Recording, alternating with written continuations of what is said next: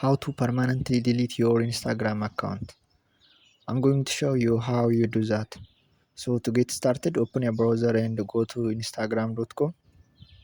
Once you are logged in, select profile from the left menu. When you are on your Instagram profile, click on edit profile.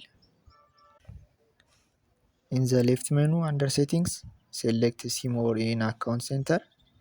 This will open the Meta account center and you should see your Instagram profile there.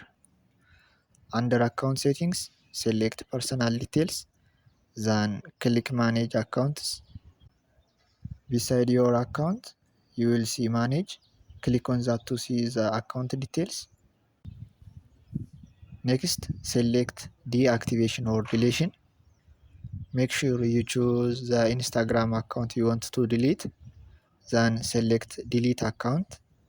Keep in mind this will permanently delete your Instagram account and you will not be able to recover it.